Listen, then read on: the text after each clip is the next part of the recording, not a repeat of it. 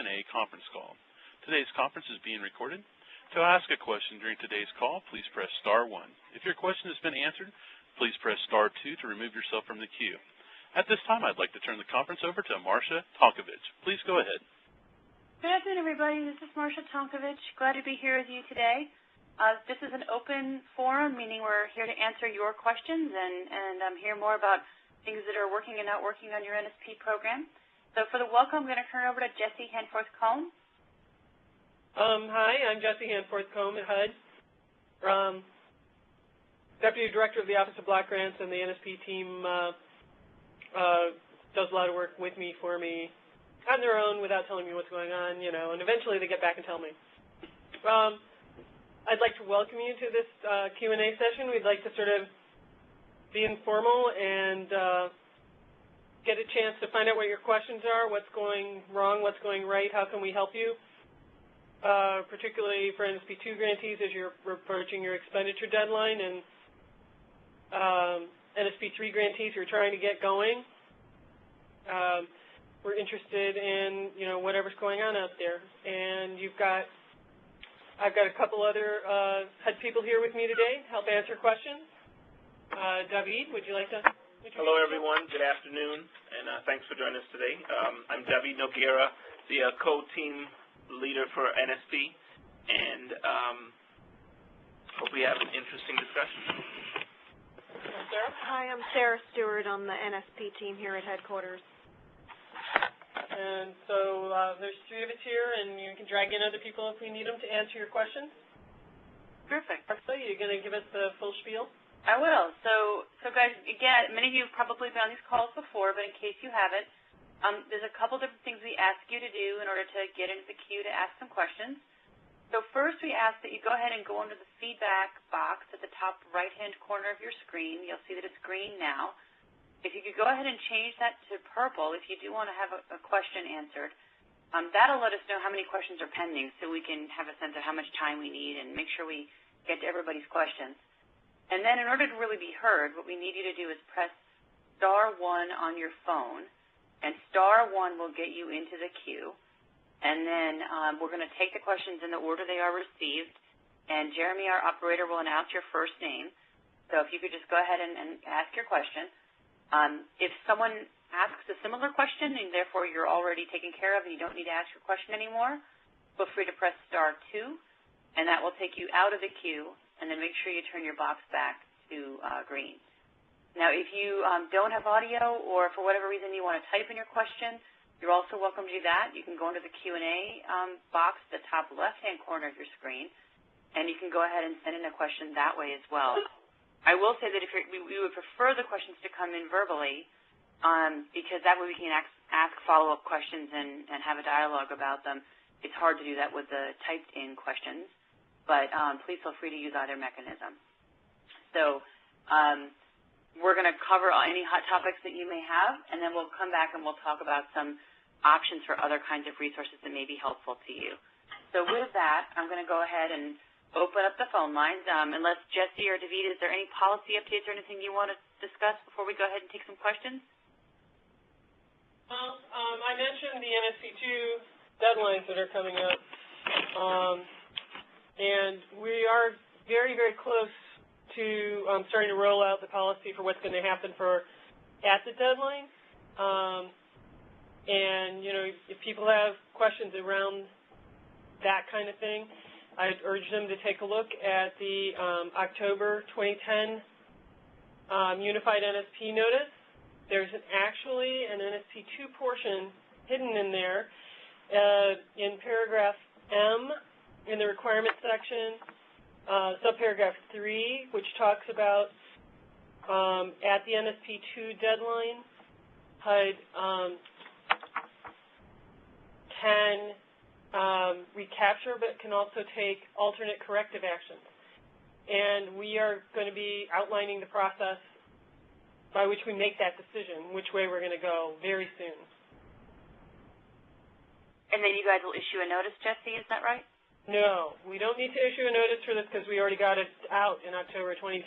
We're going to be issuing operating instructions to our field offices, and the field offices will be contacting the grantees. Any grantee at risk of missing a deadline will get a warning letter about 15 days out. Basically everybody who's under 50%, even if you're at 49.9, will have to send you that letter. And then after the deadline, when the dust settles, you'll be getting additional letters saying, telling you what your status was. Basically, congratulations, or we're going to have a longer relationship with you working this out letters. Okay. So I'm sure some folks on the phone who are NSP2 grantees might have additional questions on that. Right. We are also working on, and it's a little further out in time, guidance, and it will be a notice on closeouts and what happens to the disposition of program income and real property and land, such as land banks, and resale recapture implications at closeout. Not all the decisions have been made yet around those policies, but we're very, very close, and that would be a notice that would show up in the Federal Register. And, Jesse, that will also include what happens with the program income that's received after the end of the closeout as well, correct? Yes. Right now, if we do nothing, it will be bound by the regular CDBG rules. Okay, because I know we've been getting, on these webinars, we've been getting a lot of questions about that, about money that's either left in the DRGR account because you have spent program income and therefore you have grant money left, or income received later on down the road. Well, grantees that are currently CDBG entitlement grantees are aware that CDBG program income is program income in perpetuity, and NSP is a CDBG product. It's been ironing out the details on that that's been tricky. And the other piece is the CDBG rules are silent on what happens with nonprofits. So that's part of we have nonprofit direct grantees, so we've been having to figure out exactly, crawling through the circulars and what regs we do have in the laws and figuring out what authority we have to sort of move things around and make that work for them. Got it. Okay, well, so it sounds like for many of the folks on the call, I recognize some of the names of the folks who are chimed in. I know you're CDBG recipients, or you have been in the past, so you understand how program income and the other closeout, or not in the lack of closeout in the case of CDBG, how that works. So I think it's actually CDBG reg for closeout at 57509. Not that any entitlements ever really had any reason to read it in many years. But it's probably a good place to start if you're thinking about that at the local level. And Josh, I think you emailed in a question about the status of the notice on the closeout, so it sounds like Jesse has just given you that answer. Any other policy updates, guys, before we take a few more questions? David, I know that you guys are working on a notice on demolition, and that's coming fairly soon? It's not a notice. Yeah. It's a memo. Okay. It's a demo memo. And the lawyers are rewriting it again. So I'm giving up promising dates on it. We've sent it to them 3 times in different guises. We all agree on the base policy on it. And the sort of basic policy underlying it is that if you are familiar with CDBG, you know that you can't do new construction in CDBG, but there are some things you can do to assist a new construction project, and such as assemble the land. So basically, you're disposing of the property that you've assembled for an ineligible activity, but it has to meet a national objective. We're moving through that analogy for properties that have been acquired or improved with NSP funds, and you want to pass them off for redevelopment for an ineligible purpose. Okay.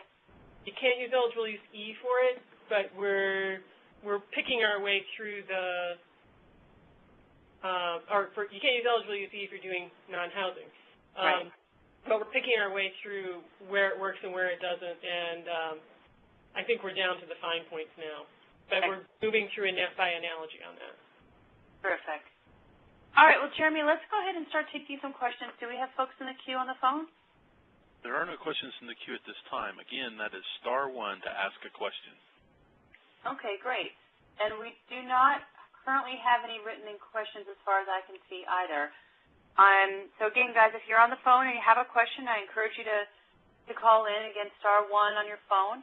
And also, even if you don't have a question, if you just have found something that you think is working that you want to share with your colleagues, you have about 100 of your colleagues on the phone with you, or if you're seeing something that you've tried that, you're struggling with and you want to put it out there and we can put it out there for comment from your colleagues or from HUD, feel free to also call in or write in with that.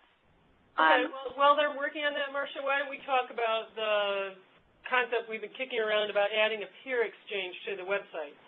Yes, yeah.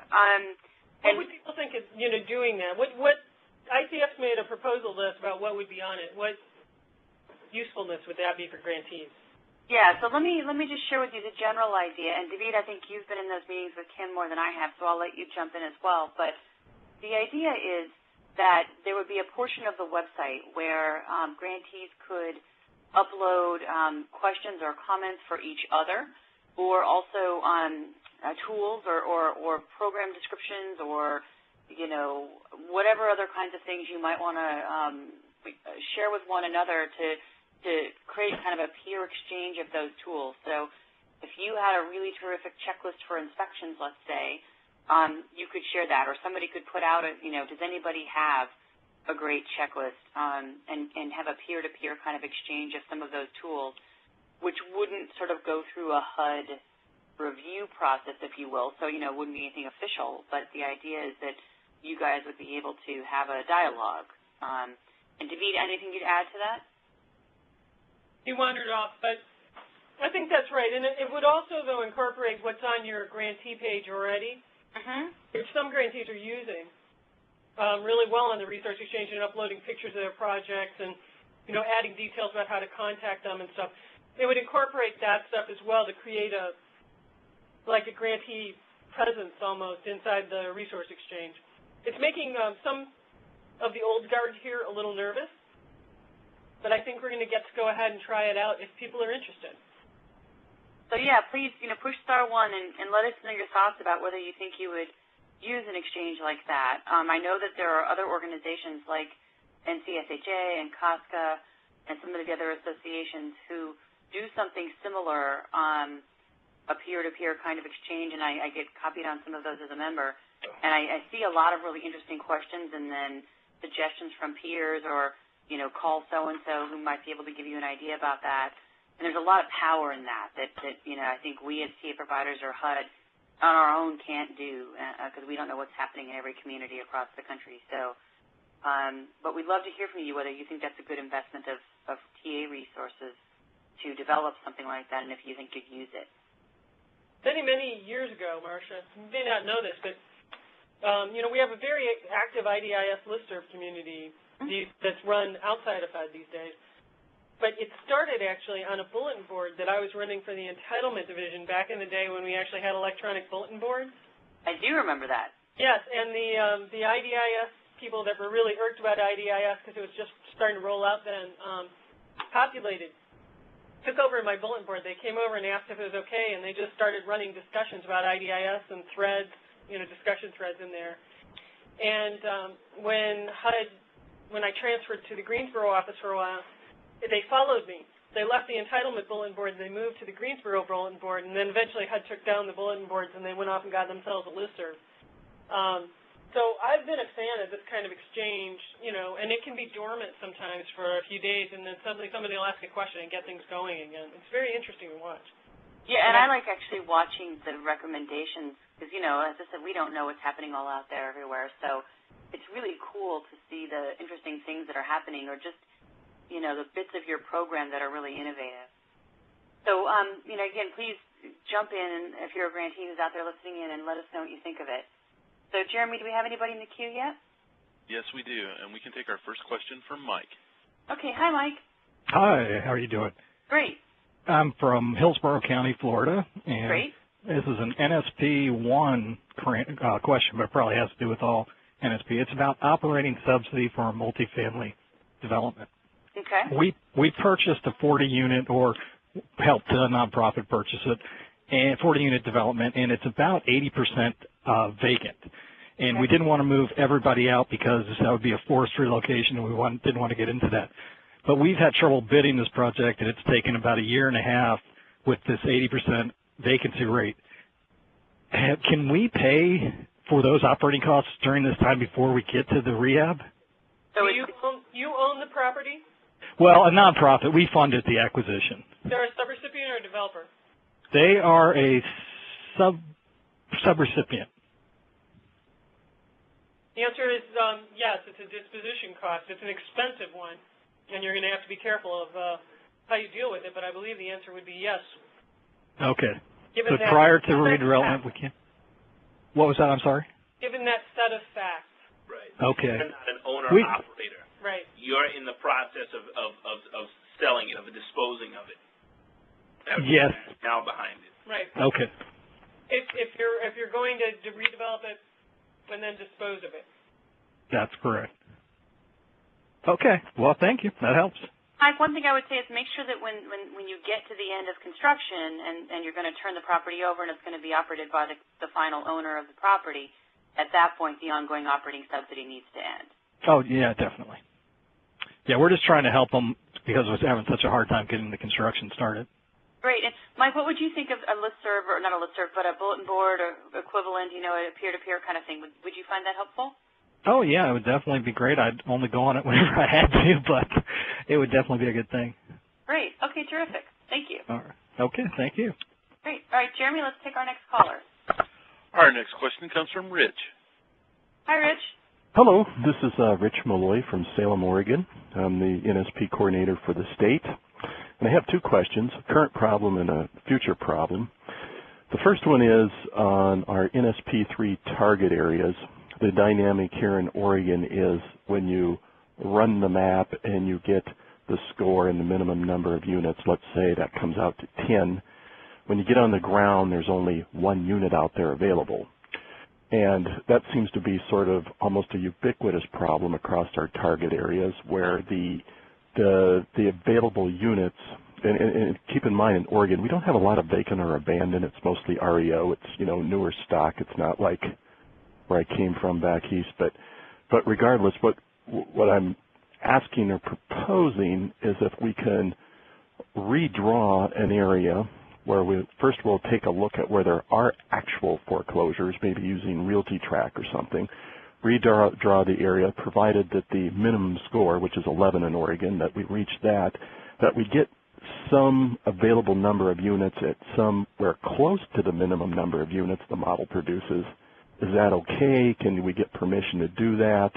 Because I've played with this a lot, and I don't see us getting to my example of where it's 10. I don't see us getting more than 1 or 2. Anybody having trouble with that? What's your feeling on that? And your concern is being able to hit the impact score, right? That you can show on that neighborhood?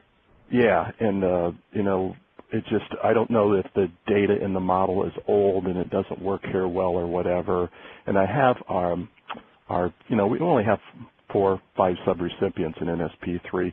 The ones up in the Portland metro area have been running these numbers, and they can't, it's pretty difficult to come up with a target area that has enough REOs. When you have enough REOs that are significant, then the minimum number of units is so high it's not achievable because, some inconsistency in the model or something. So I'm trying to come up with target areas that will work because if we could get this thing done in 6 months. So Jesse or David, what do you guys think? To change the target areas would probably take a notice change or having the Assistant Secretary grant a waiver from the notices. Ooh. So notices are set up using statutory waiver authority, which is kind of tricky. All right. But are you using NCST, the First Look service? No, we're not. But the problem is we're not doing much in Activity B. It's almost all Activity A. So, it's all home buyer driven for the most part at this point. But one of the interesting things about it, one is that they're working on a direct home buyer product that's sort of brokered by the grantee rather than that you actually make the purchase. So they might be interested in hearing from you. But even just participating enough to be able to see REO match be useful to you because one of the things you can do in there is reverse lookup. You can go in, click on a building, like look in your neighborhood, if you're driving around, you see a building that looks like it might be, you know, abandoned, might have some issues, you can find out who owns it and what its status is. And that might enable you to piece out more buildings. But it sounds to me like, I mean, you're not looking at neighborhoods that need. You're having trouble finding inventory is what you're describing here. Yeah, the nature of the inventory, yeah, I mean, there are some concentrated areas, but concentration here is much less dense, I think, than probably other jurisdictions for some reason. That, you know, I'm making that. We're expecting Oregon to try to go after vacant properties, but there aren't many. Yeah, I mean, because we're seeing some in the rural, and that's kind of, to be honest, what we thought your response to the way it was set up would be to go. So it's interesting hearing from you. Yeah. So, you know, I'm ready to. I wanted to ask you this before I go back to the drawing board, and you know, redraw target areas and see if anything has changed, or see if we can come up with something new. But I mean, I catch your drift here. I'll see what I can come up with, even if we use the full range of scores. But it might be a challenge. But you can it has been in fact. And request remote technical assistance too on program design.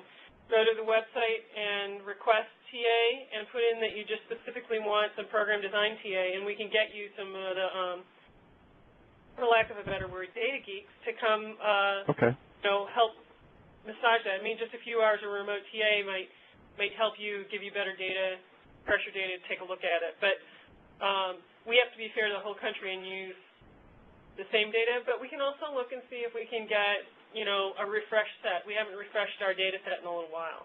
Well, and Rich, it might be that making the target area smaller rather than bigger. I know that there have been some places in Florida where this was also an issue.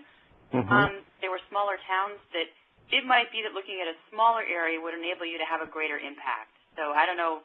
These areas, yeah, some of these areas are pretty small compared to, you know, what we dealt with before. But well, I'll take those suggestions. I'll request the remote TA. I'm happy to meet every data geek you have and see what we can do, and we'll take it from there. Remote TA requests once a week, mostly on Thursdays. Just so you know, whenever you log it in and you're wondering, it'll send you back an email saying, you know, we're dealing with it. Just so you know, in general, we process them in a Thursday morning meeting. Okay. And then the second problem that we have, and maybe everybody else has, if a lot of jurisdictions have done agreements with Habitat to buy foreclosed lots and do the new construction thing, I don't see them making their target for getting those units occupied by the deadline here next February or March. Are you getting any feedback on that particular problem? Because it takes them a lot longer to, I mean, is there a potential solution out there? Should I sit tight and wait, or should I be worried? Hey, Marcia, are we working directly with Habitat on any issues? We are. So we have ongoing TA with them, and we are doing a webinar, actually, with them on the 17th. So there will be, and that issue of construction timeliness and process will be part of that conversation. I do think, and this is a closeout question, I guess, Jesse and David, is my understanding from last night I talked to John about this question. You guys were not going to require that the units had to be occupied at the time we got to February of next year for NSP1, but rather that the cost, that you have to have met the full amount of your grant has to have been expended, of course, or program income. But it might take, you guys had recognized that it might take a couple of months after that point to meet the national objective and have the unit occupied. So we're actually anticipating for the tax credit projects that have had their expenditures because our money was used for acquisition, that they may go as long as 18 months before they reach a point where we can close out. We cannot close out until the national objective is met. Closeout isn't related to expenditure. It's related to meeting a national objective on the amount that deadline. Getting a family into the unit, right? Getting a family to occupy the unit. And for grantees that are earning program income handover fifth, we are probably going to end up with the point that closeout has to happen being in negotiation, because they are going to, we have some grantees who are going to cross the deadline. We can already see it in 2013 in February for NSP2 and March for NSP3.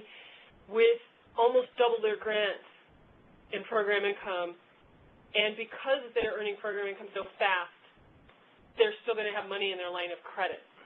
And we have to get them to a point where they can expend their entire line of credit before we close them out. So we anticipate being here a while on some of these NSP grants, but you do have to expend the amount of grant plus program income equal to your initial grant amount. By next year. By, February 2013 for NSP2 or March for most NSP1 grantees. So Rich, what that would mean is, if you got the Habitat, assuming you guys are going to meet that full amount of your grant having been expended by next March, if it takes the Habitat a while, or if you're using program income that happens after that, to get the unit occupied, you'd still be okay. Yeah, because that's what will happen, and we'll exceed the 100% with program income sometime this year. And we've spent the money on buying the land. It's just going to take them probably an extra year to build all these units. Yeah. So it sounds to me from what Jesse and David just said that you would be okay because you will have met into expenditure. You just won't be able to close out until those folks are in the unit and occupied. And again, watch for that closeout notice to give you better guidance on timelines and everything. But right. And our piece of guidance, Marcia, on this, the risk we see is that your admin money, you have to really husband it if you're going to be in this situation. Okay. And then will we be able to carry admin money into the future so we can keep running these programs? I mean, we won't close out our admin money for a while, right? Program income, you get 10% of your program income, too. So you just need to keep really good receipts on your program income, and it carries forward until we close the grant. After grant, if you're a CDBG grantee, and we have one of the special issues we're dealing with right now is what happens with the question of states, whether you keep acting directly going in the future if you switch back to the CDBG model. But the funds are going to be NSP-like CDBG or CDBG-like NSP, one of those sort of variations in perpetuity. Okay. So you might want to, if you do want to sort of nudge your Habitat along in terms of their construction. Feel free to join our webinar on the 17th, and I think the notice is coming out soon, and it's going to try to deal with, because you're right, this is not just an issue you guys are facing. Okay. All right. Well, you made my day. The sun is out. Thanks. Good. All right. Bye. Bye-bye. All right, Jeremy, who's next? Our next question comes from Jeff. Hi, Jeff. Hey, how are you guys? Can you hear me? Yeah, we can hear you. Yeah, I've been researching this. I had a question on homeownership. Oh, I'm sorry, Jeff. Can you speak a little bit louder? Yeah, I've been researching this, and I have a question on homeownership subsidies. Okay. Hey, are there any, I can't find any, but are there any guidelines preventing the grantee from restricting homeownership assistance to a max LTV of that particular program that the lender is trying to get the borrower approved for? Okay, so let me just make sure I'm understanding it. So is there any restriction on you guys having a max LTV as a underwriting criteria for your NSP-assisted units? Correct. Okay. No. In fact, I think you want to have some selection criteria for your program that ensures that, you've got a reasonable level of LTV and that this is likely to be a house that the person will be able to afford to live in and stay in and not, get upside down in shortly. So, in fact, I think it would be encouraged for you to come up with what you think is a reasonable LTV structure. Perfect. Thank you. Jesse or David, is there anything you would add to that? Yeah, I mean, we typically use 30% as a rule of thumb in terms of the percentage of income that should be going towards housing. But grantees are free to use anything less than that they think is reasonable. Well, and for the LTV, it varies a lot. The loan-to-value ratio is it varies a lot by grantee. There are some who will go up closer to 100, many, very conservative, around 80. What are you looking at in terms of the kind of LTV you're thinking of? It really depends upon the program itself. Oh, I'm sorry, speak up a little bit. It really depends upon the program itself. Okay. And, minimum required on FHA is going to be 3.5%. Right, so Our 97. is 0. Maybe we'll do closing costs. Yeah, and so you might decide to go the FHA model as a reasonable proxy. It's I think you guys just have to decide as a local underwriting procedure. Yeah, we just don't have the need out here. Most people can get approved without having that extra home ownership assistance. Plain and simple.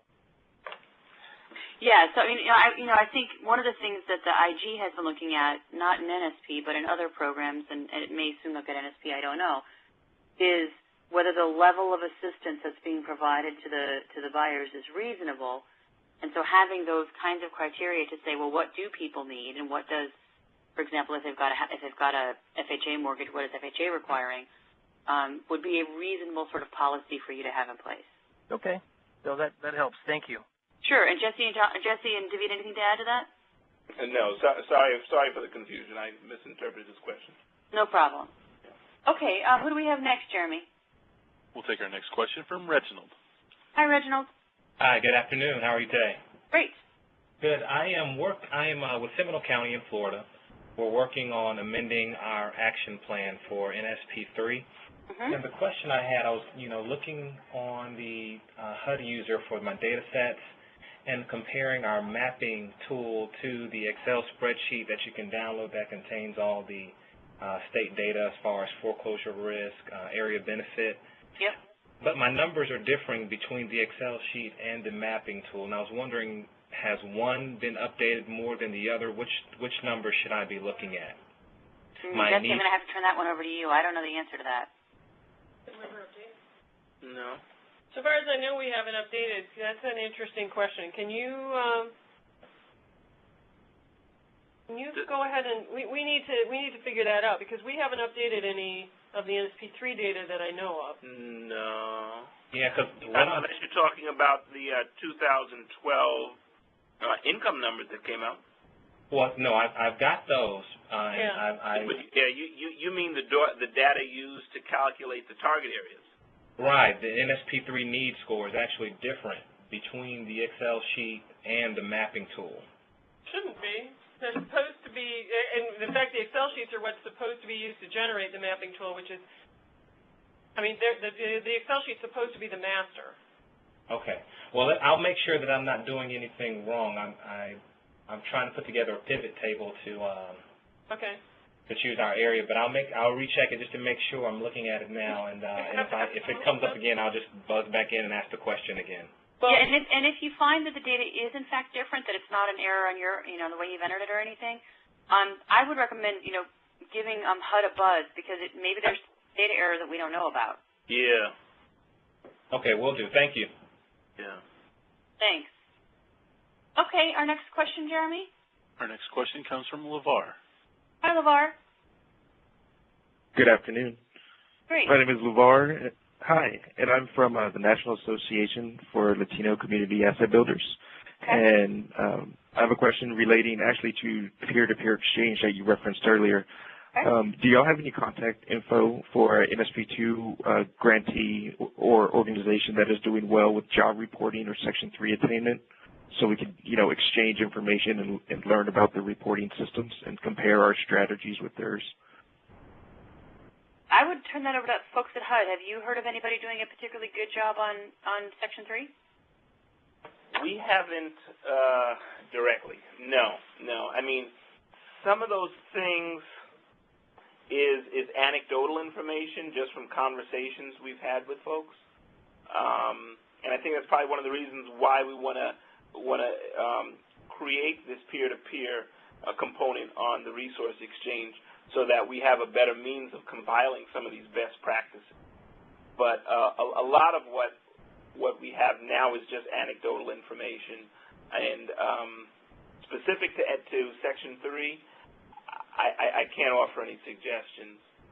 You might try calling, I don't know what field office you're in, but you might try calling your local field office, because they will have been doing monitoring of the grantees around your area, and they probably would have a decent handle on, when they've monitored, who's doing a good job on Section 3. So you might try that. Okay.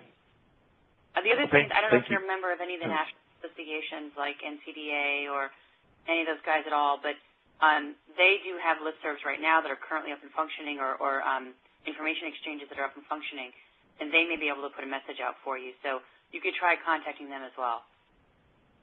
Okay. Thank you very much. Sure. All right, Jeremy, who's next?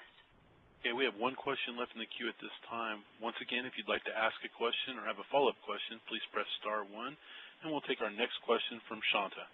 Hi, Shanta. Hi, this is Shantae Barreau from Argenta CDC in Arkansas. Hey, how are you? Good, Marcia. How are you? Talk to you. Okay, I have two questions. I want to go back. I kind of did not get when we were talking about disposition. I just want to clarify something. Based on what Jesse said, what I'm getting is if we've expended our funds and met by February 12, 2013, but have not had the units occupied, that would be okay? Am I understanding that correctly? Yes. If you go back and look at the notice, when it references the March 2013, the fact 4 years, it is talking about expending the funds. Okay. Well, that means I can sleep at night now. Well, and my other question, this one was emailed to me from someone in the office, and please bear with me as I go through it. When we went back to do, after we got rolled out how much our actual budgets for the project would be, and we did our revisions, our local HUD office required that we break down each of the categories to include acquisition, rehabilitation, acquisition, new construction, and acquisition set aside for each of the categories in addition to rehabilitation, new construction, and set aside construction. And we also had a separate line item for demolition. And the question that's being asked, as a consortium member, can we acquire an eligible abandoned property using NSP2 funds to demo a house using NSP2 funds, get a lien on the property, with the end use being a vacant lot? So, and why are you demolishing this house? Is it dilapidated, or what's the story? Yeah, they meet the definition of it's blighted, it's bad, public health, and plus we got a state definition of what an abandoned property, it meets the definition. So what we're trying to do is some of the units that we put in the new construction budget and in our rehab budget, we're wondering if we could move some of those units to a demo budget. We're not hit against our 10%. We're a long way from it. So we wanted to move those units to demo, because what we're finding out is how much money is costing us to build. Our building budgets are being quickly depleted. Right. Rather than building, you would actually demolish and then leave the land vacant. And we have a strategy. we do have a building strategy for those. Right. So the issue isn't a matter of the homes being blighted. The issue is a matter of the demo cap on the NSP2 funds. It's a combination of two, David. Both of them. Both what you're saying is true. Oh, got you. So okay, so from the cap perspective, you just need to amend your plan. Right. We're only at 4.4% of our demolition, of our total consortium demolition budget. But I think, Shanta, if you guys are going to move activities from construction to demolition, that's a change in your plan, so you probably would have to make that amendment. Just make an amendment, but that is eligible. We can do it. Yes. Just amending the plan. What you're describing sounds eligible. Yeah. Okay. The only question, guys, at HUD is she's going to demolish them and leave this land vacant. So that's where the blight question comes in, because it has to meet a national objective, obviously. And it would. It would. Based on what y'all issued. That's what we want, just to make sure. Right. So the only structures you're demolishing are those that are blighted. Right. Based on local definition. So that's fine. On your definition and our state definition that we got passed. Right. The fact that at the end of the day the properties are going to remain vacant, is there an issue with it meeting the area benefit test? It would meet the definition, especially if you saw it. And that we did all this research yesterday, just looking at some of the notices that you issued. It would meet all your definitions. All right. Well, so the only caution I would give you, and this is one I know you guys are looking at in the demolition guidance piece that hasn't yet come out. So David, jump in here, because I'm obviously not privy to those conversations. Yeah. is what would happen if, you know, a year or two down the road, Shanta's organization were to go in and now take those vacant lots where they had previously demolished the house and it's now vacant, and now they're going to turn it in, they're going to build something on that. Would that reuse of the site have any constraints on it?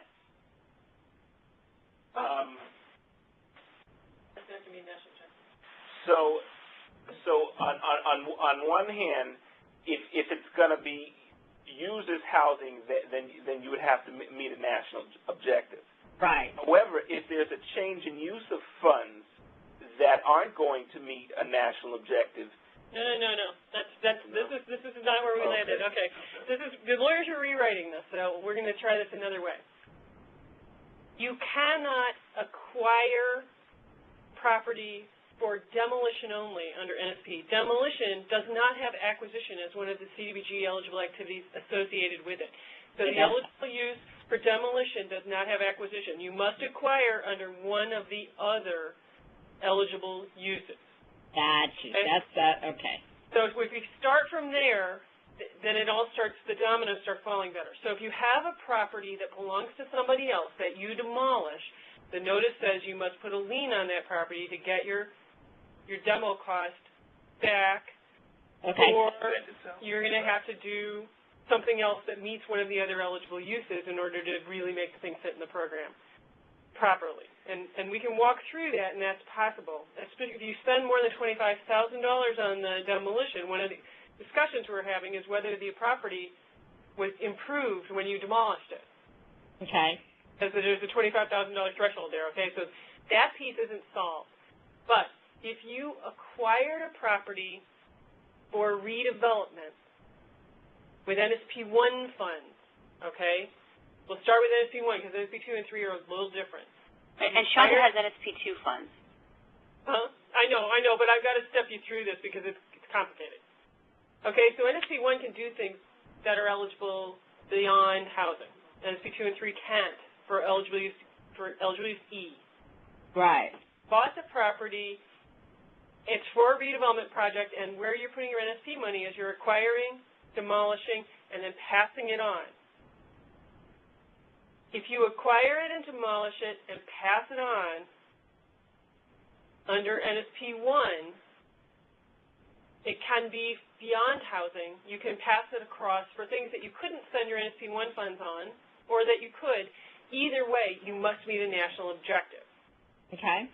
For NSP2 and 3, if you do under eligible use E, for example, acquire and demolish and pass it on, the property has to be used for housing, and it must meet a national objective, whether or not you ever put another nickel of NSP in. Okay. Okay? So you can dispose of property for a public purpose is what we're telling you, that acquiring for a public purpose has a mirror activity, disposition for a public purpose. The demolition just happened to happen in between. Okay. But no matter what, unless you are selling it for fair market value, you have to meet a national objective. Now, here's the kicker for NSP2 and 3. You can't acquire and demolish and pass it on for anything but housing, even if you sold it for fair market value, because that's money laundering. Okay. Because you're supposed to do housing on the redevelopment activity. Right. You can reimburse the program if you made a mistake, but doing it on purpose can get you in trouble. So, Justin, let me bottom line this. So the bottom line is if you do acquisition, demolition, and right now it's vacant, as that would be what Shanta's doing. Right. When it comes time to go ahead and reuse that property, that reuse has to meet a national objective. Yeah. Or else you'd have to pay back the program. Right. Okay.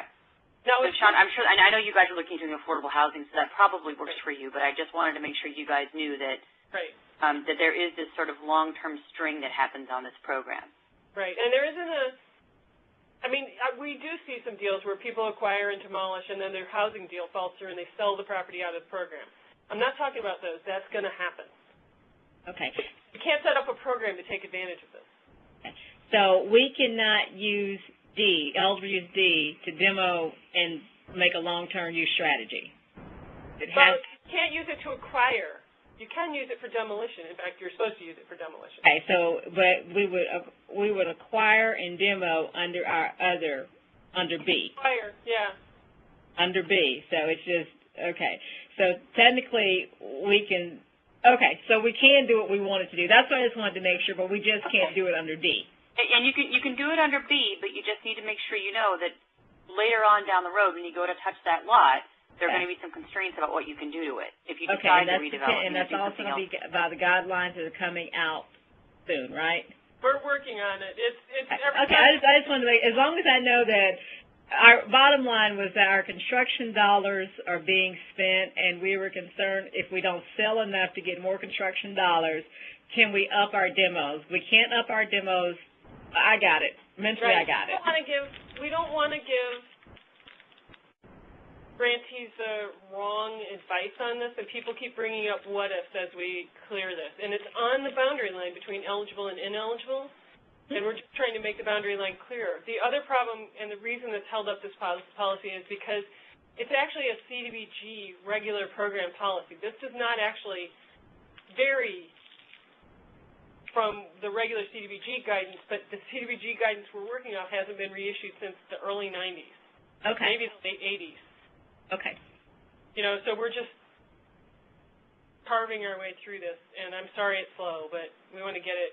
We just want to make sure that we do, definitely, as all of us do, the right thing. Right.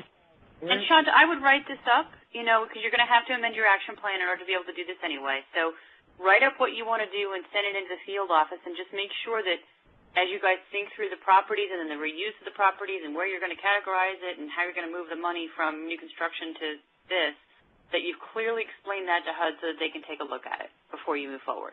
Okay, and there's a possibility, if we need be, we can reduce our demo budget and move it to our use B to meet the demos that we're wanting to do?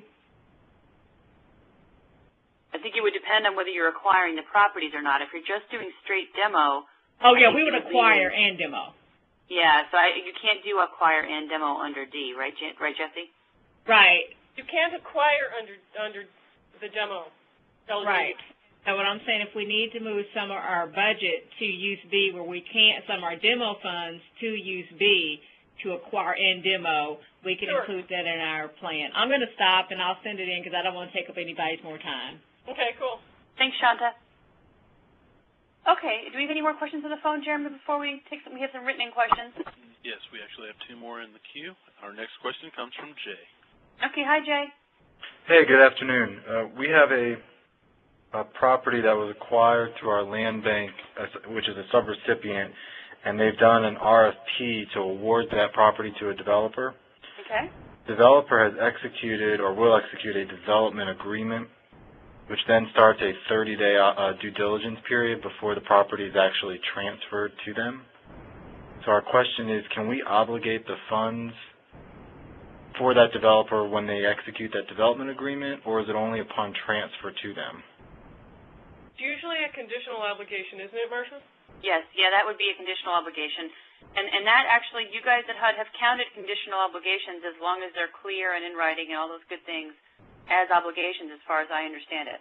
You're legally obligated to pay provided the condition is met, and it's reasonable to assume that the condition will be met, then you can count it as obligated, is my understanding. The accountants, you know, say that stuff to me all the time. Sounds easy, thanks. And obviously make sure you follow all the environmental rules as part of that. Oh, yeah. So, already been done. Okay, great. Thank you. Thank you. All right, last question, Jeremy, then we're going to take some written-in ones. And our next question comes from Carol. Hi, Carol. Hi, this is Carol Burchett, and I just wanted to add something to the question by the gentleman about Section 3. There is on the NSP resource page under Section 3 resources, there's a guide that has some best practices in it, and it has contact information for people that if he wants to follow through with them. Oh, thank you, Carol. That's very helpful. Appreciate that. Sure, and your guidance, Marcia, was good as well. And also, you know, I have some other resources that didn't quite make it into the resource guide that are available that I can provide as requested. Okay. Well, if the gentleman who had the Section 3 question wants to go ahead and send an email I think there's a contact us thing on the NSP website. I can put him in touch with Carol's another TA provider with Cloudburst. I can put him in touch with Carol, and you could share that. Great. Be happy to. Okay. You're welcome. Let's take some written-in questions, and then we can come back. So we have one from Peggy. Peggy's question is, have all the known issues been corrected in DRGR? I encountered a problem today when trying to show a draw from Program Income General Account. I did figure out a way to work around the problem. The error message was overdrawn of Program Income Account. The error message was incorrect. Jesse, anything on that? No, not all the known things have been corrected, just the ones that were keeping people from getting their money, or so we thought. If you have any trouble getting your money or things related to the money side, we're still fixing the performance side, guys. On the money side, please immediately send an email to drgr_help@hud.gov, or use the other DRGR resources on the resource exchange to reach DRGR help, so that we can get that question logged in and get it dealt with as fast as possible. We definitely do not want our system to be in your way when you're heading for an expenditure deadline for the NSP2 grantees. And we're working very, very hard on dealing with some audit findings that we have, and that's why we're messing around with the money side of DRGR so much, because left to our own druthers, we probably wouldn't. But we really, really need to get this thing working and to hold our contractor accountable, so we'd appreciate you letting us know the second you're having problems. And it really, really, really helps when you send your emails if you send screenshots of what your problem is. Marcia, do you guys have anything to add? I know ICF has to deal with a lot of the TA around DRGR. No, I mean, I don't personally, because I don't do a lot of it myself, but I do know that there have been some ongoing issues with some grantees with the new release of DRGR, and I know that Mark at HUD is working through it. Yeah, Mark Mitchell, Ryan Flannery, and Jim Yurden are the people that work on DRGR for HUD. Plus, we have a contractor that's running a help desk, and we've recently upgraded that staff. And we also have several of the TA providers who have learned DRGR stuff and can help people out. So there are resources, but you've got to tell us you're having a problem so we can reach out to you and help. And Peggy, if you do need help, if it turns out that it's not a systems issue, feel free to go ahead and send in a TA request on the NSP website. We've done a lot of on-call TA on DRGR, and there's a team of folks who are available to help with that. So just let everybody know. Okay, so Agnes is the next one. In calculating household income where the potential purchaser is separated but not divorced, should the income of the absent spouse be considered? Well, that's a tough one. Those who occupy the household. The grantee has to have its own policies for that. In CDBG and NSP land, we require you to have a policy and follow it consistently on that kind of a question. Where I tend to lean is with the IRS. The IRS looks at those situations with an it depends and the IRS is going to ask if they're filing separately or together on their taxes and answers accordingly. Okay. I was leaning on them for that kind of stuff. So it sounds like, Agnes, you ought to put in your procedures, because you do need to have a procedure for how you're going to select households and document income and all that good stuff. And in that procedure, you ought to decide across all households how you're going to deal with this type of a situation, and that the IRS guidance might be a good guideline for your procedure. Okay, the next question comes from Sandra. Her question is regarding resale recapture. A NSP1 grantee has posed this question. What happens in a situation where a developer sells a home that was developed with NSP funds, and as part of the sale they use home funds for a soft second? The NSP program has a resale provision, and the home property restrictions have a recapture provision. Is it okay to mix options? Would the financing be completely separate from resale and recapture, and or which provision would apply? So I can actually answer this one, because we just, there's a new guidebook, just so everybody knows, there's a new guidebook published on the NSP website, and if you go into tools or resources, you'll see it there. And I believe there might be a listserv notice coming out about it to let folks know, but it's on using home and NSP together, and this issue, part of what held it up for a very long time was this very question about resale recapture. And so what the guidebook now says is that you can't mix and match, that if you're putting home and NSP together in a project, and that's fine, you can certainly do that, you can't have resale for one and recapture for the other.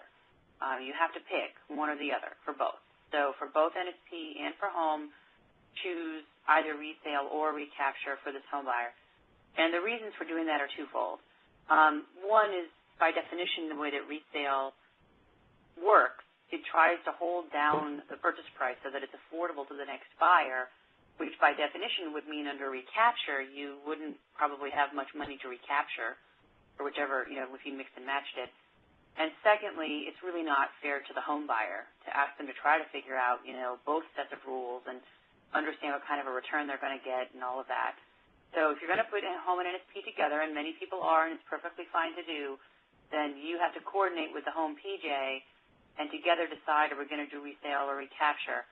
Now, that doesn't mean you have to have one affordability restraint or control or agreement. NSP would have its own affordability period, either resale or recapture, and it would be the length based upon whichever kind of assistance you provided, and that NSP affordability period would run concurrently with the home affordability period. So you don't add them together. There's a home affordability period with its own term and an NSP affordability period with its own term. It's just that you need to make sure that you pick one option, resale or recapture. So hopefully that's clear. David, anything to add on that? No. That sounds good. Okay. So, Sandra, if that didn't clarify, please feel free to write back in or call in. Okay, from Deborah. So the question is, any update on Project Rebuild? Pass over to you guys at HUD. The President still supports it.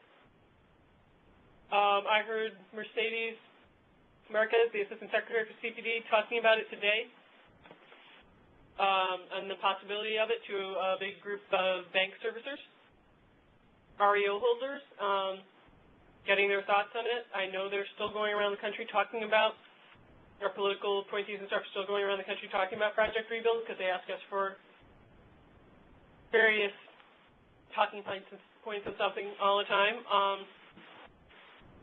Do I think it's going to pass? I have no idea. I'm not a political. I don't know. That would be something that,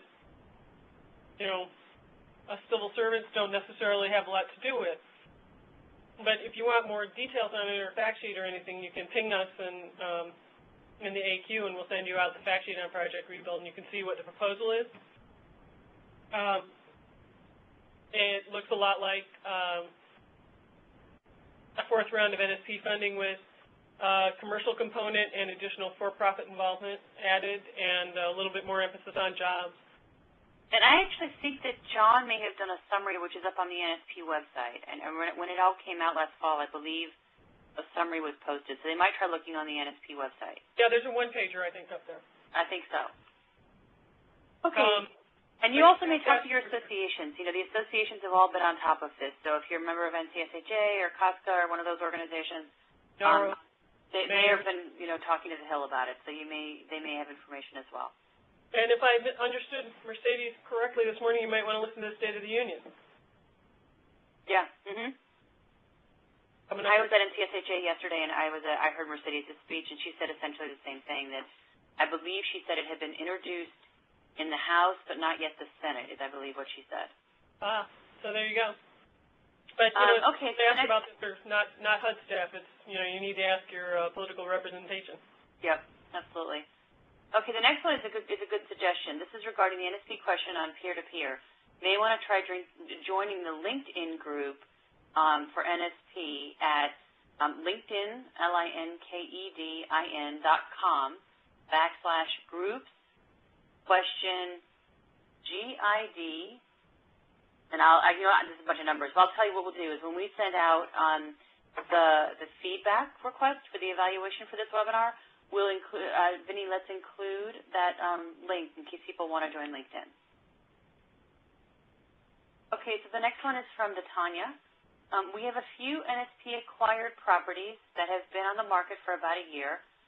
Are there any restrictions that apply or HUD guidance we need to follow when the sales price needs to be lowered? Currently, our property is listed for sale above the current market rate, according to currently pulled comps. So it sounds like their prices are a little high and their units are not moving, and they'd like to be able to lower the sales price. So, David or Jesse? We don't have any limitations on the bottom, at least on the price at which the ground price at which you sell the property. You can lower it as much as need be to make it affordable for the income-eligible families that'll occupy it. And in fact, if it's above the current value of the property, you really should lower it at least to the current value. Right. You know, there are different ways to get at it, and every grantee seems to take a different approach. Some of them don't lower the price but offer secondary financing. Others lower the price and just offer a higher development subsidy or a sunk cost into the project. It really just depends on what approach the local shop chooses to take. Okay, great.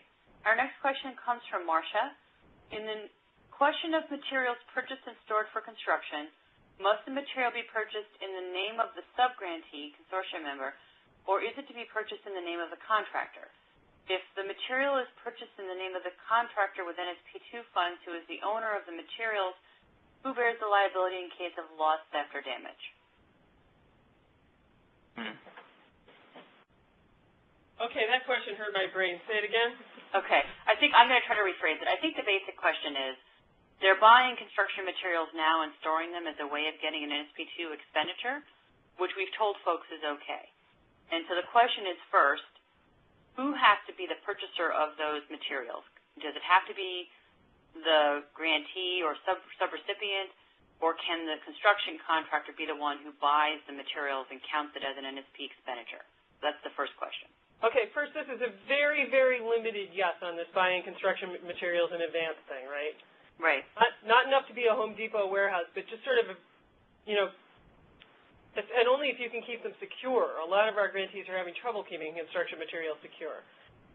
If a recipient or subrecipient purchases them, then they should probably hang on to them so that they maintain control over them. Passing them to the developer before the developer needs them,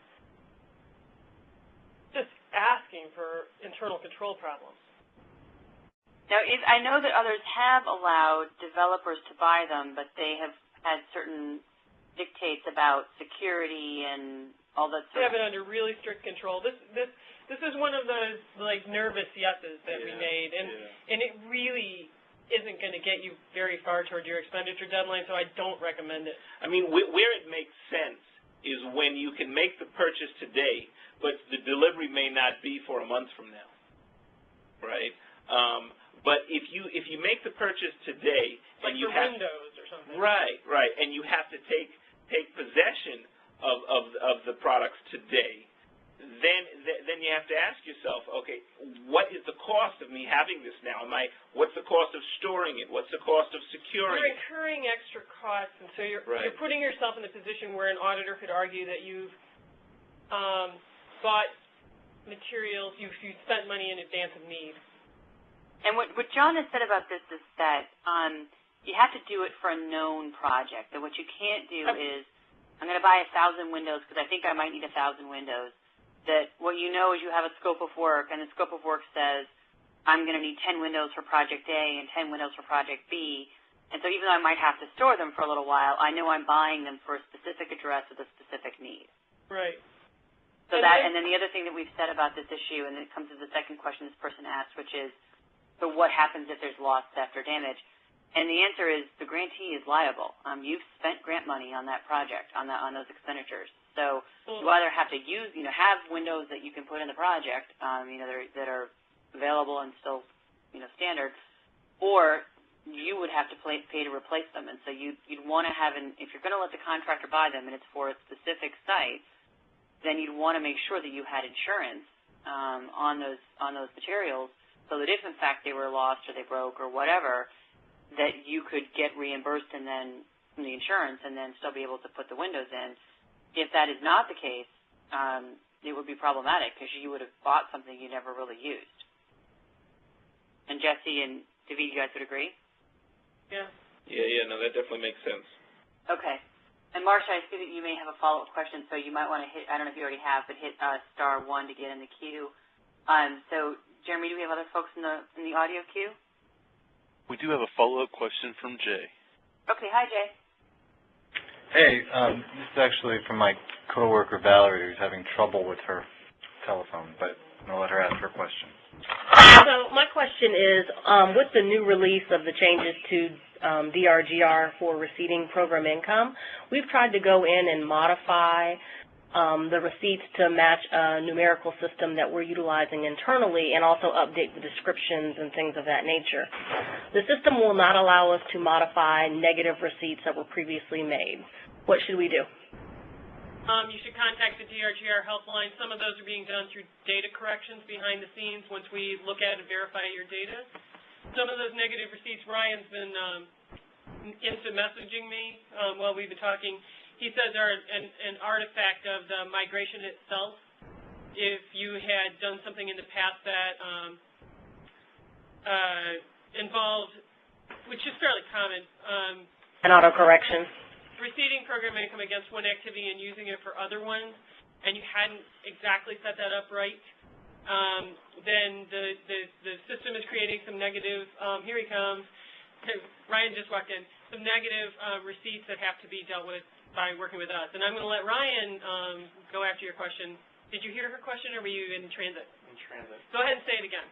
Okay, so my question is, when we're trying to update some of the receipts for program income in DRGR, we have some negatives that were true negatives based on us recording them incorrectly that we were able to enter in previously. We're now trying to go in and utilize our own numbering system and update the descriptions, but the system will not allow us to do that, so what should we do? What's a little bit different than what? That was a different question. Well, this is the second question. Right. Well, that one I haven't heard anything about yet, so that's an email to help, to DRGR for help. Again, I haven't heard anything about that one, so I'm not too sure just yet. We have to look into it. Yeah, the error message that I get is that a negative or a 0 is not allowed, and so it won't allow me to even just update the description, even if I don't change the receipt number. Yeah, it sounds like you're hitting a control that we're not aware of, but it would have been a migration issue. I mean, you're saying this is something that's pre-existing and is now getting in your way, right? Right. So these were negative through the data correction that we did with the new release? Yeah. No, they were negative. Oh, these were negatives that actually existed in our QPRs from previous quarters.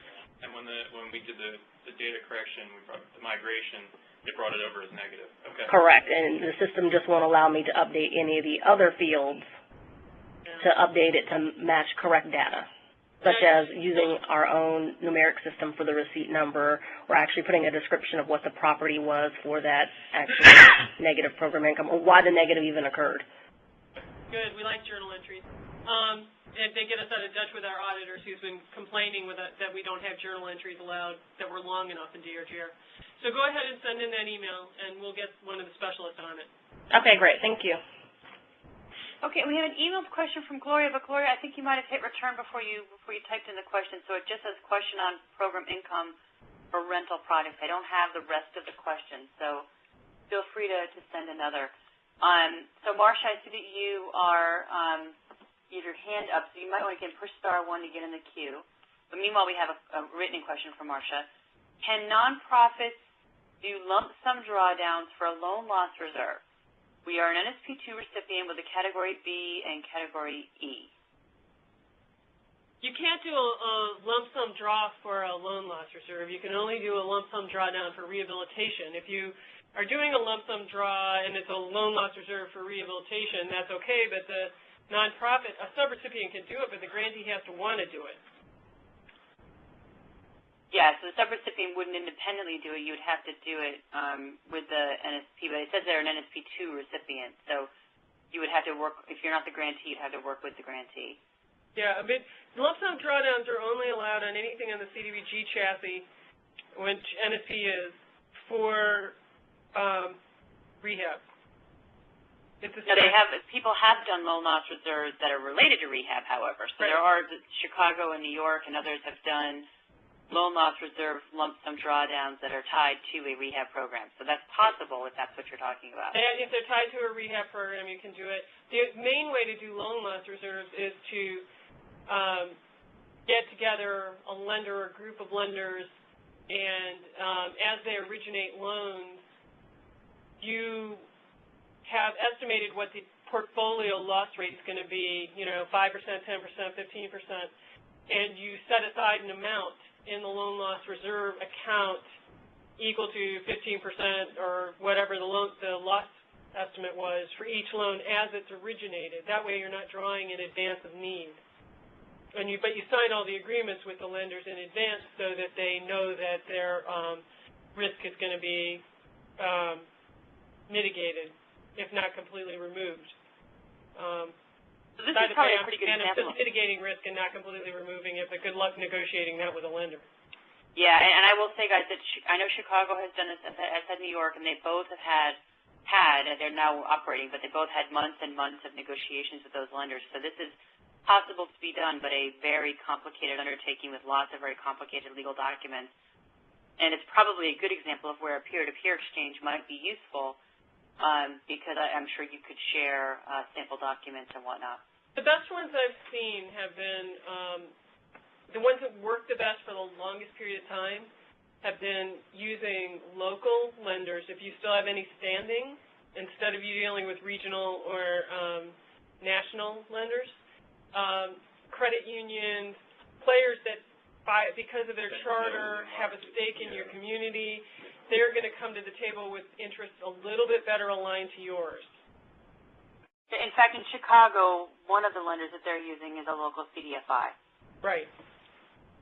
But even then, they're going to be very nervous in this environment, and they're going to talk as if their risk is much, much greater, and you're going to have to figure out what the real risk is. Can't just take their word for it. All right, so hopefully that's helpful. So do we have any more questions on the phone line, Jeremy? There are no questions in the queue at this time. Once again, that is *1 to ask a question. So either Marcia or Gloria, if you want to follow up, I know I think Marcia had your hand raised on the written in, and Gloria, we didn't get your full question, so feel free to push *1 to ask your question, or feel free to write it in. Question. Here's Marcia's follow-up question. Will we get an advance notice for an audit the IG? I'm going to turn that over to HUD. I have no idea. The IG is not part of HUD. They are the IG who audits HUD, and their policies and procedures are their own. They, I do believe, send people letters in advance of showing up for audits, but they certainly don't if they're going to show up for an investigation. But that's pretty much all I know about their stuff. You kind of have to ask them. Okay. All right. So here's Gloria's follow-up question. We're an NSP1 grantee. We have a county subrecipient who developed and owns a rental project.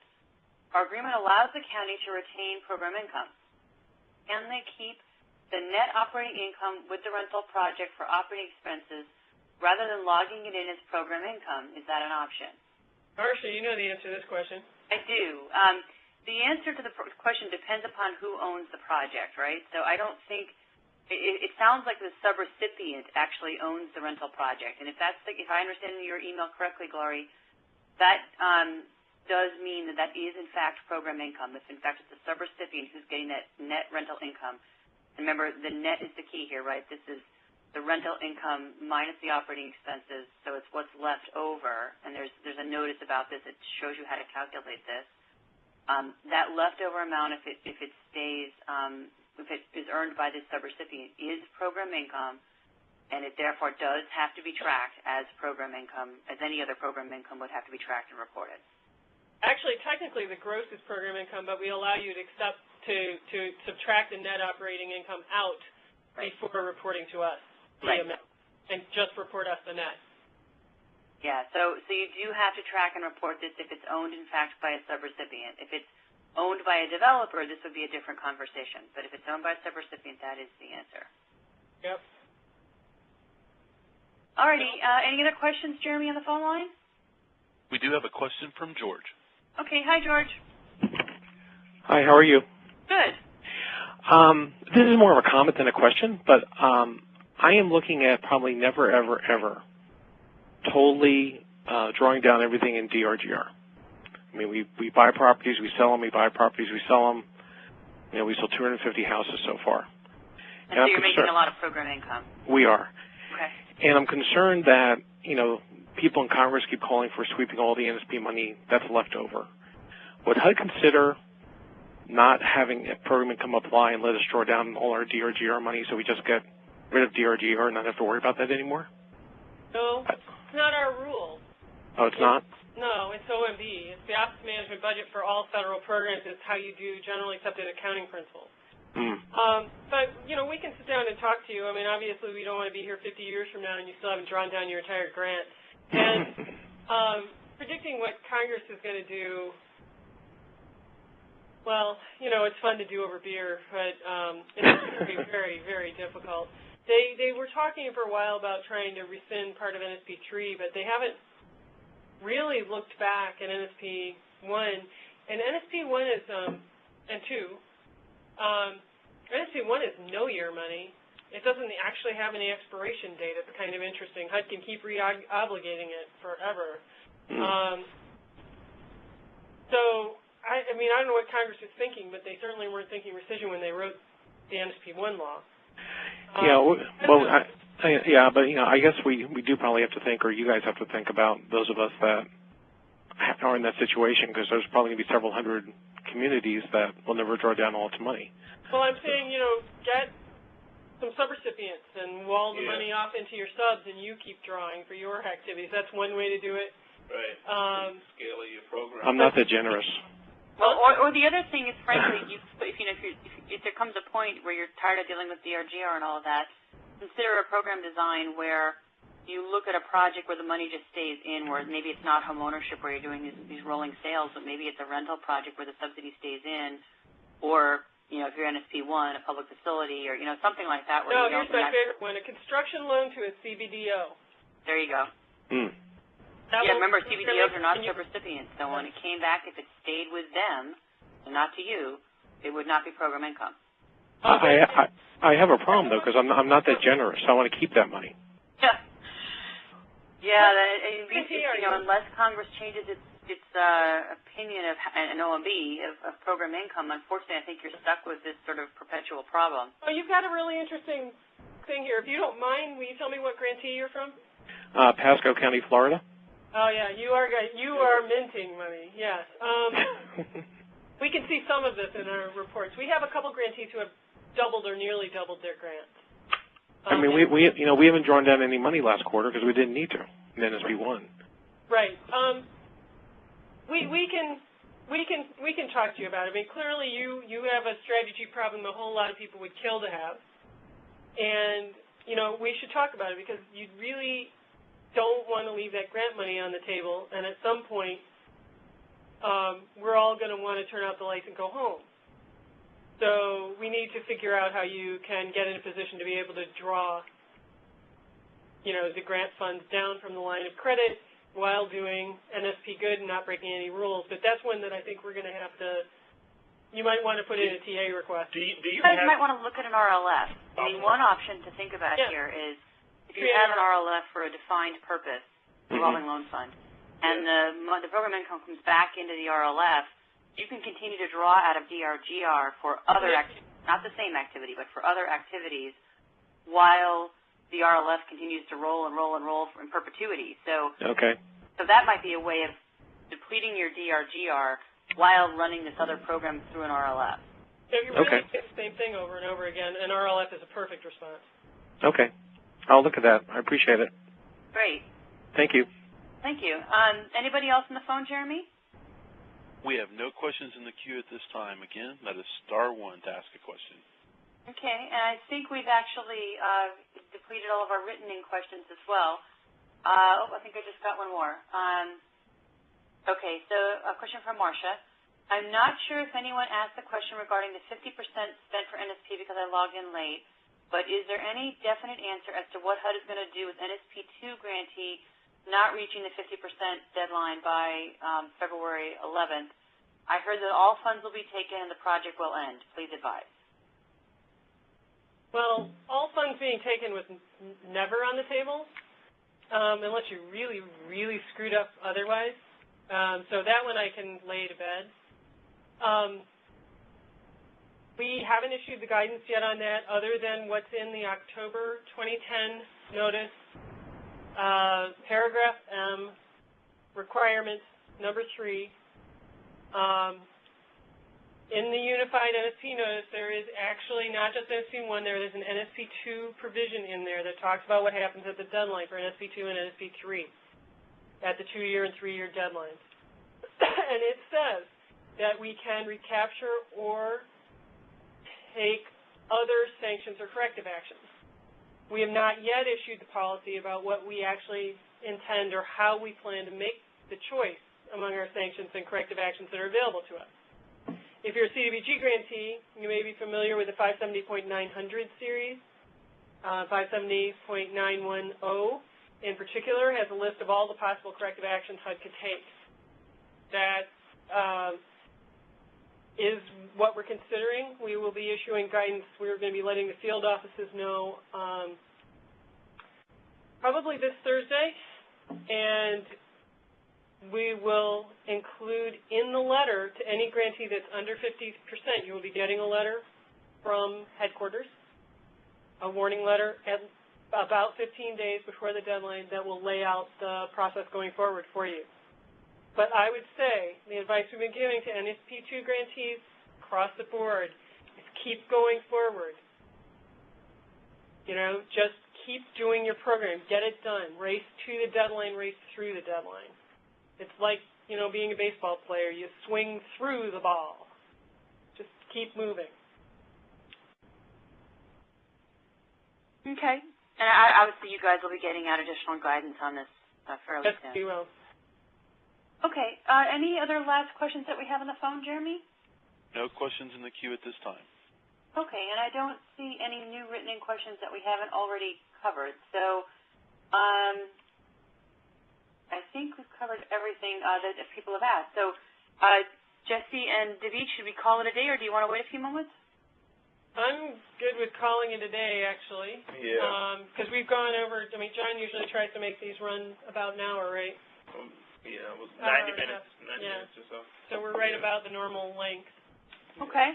Well, thanks everybody for joining us. And I will show you the evaluation slide. We asked for your feedback about if this was helpful to you or not, and please, when you write this feedback, also please let us know what you think about a peer-to-peer exchange, because it is something HUD's considering investing in. So let us know what you think about that, or any other webinars or training or TA that you think would be helpful. Feel free to write that in the comments section as well. So thanks for joining us, everybody. Hope this was helpful, and enjoy your week. Bye-bye. Thank you. Have a good evening. Have a good evening. That concludes today's conference. Thank you for your participation.